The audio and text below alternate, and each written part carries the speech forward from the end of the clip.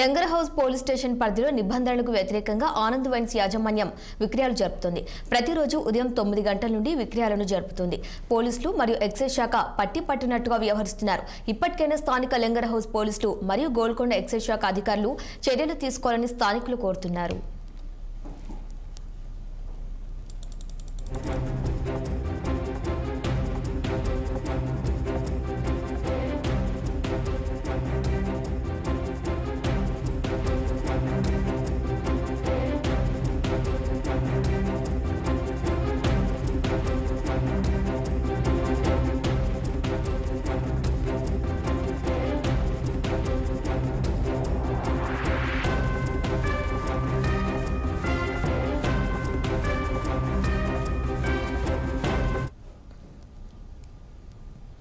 చిత్తూరు జిల్లా కుప్పంలో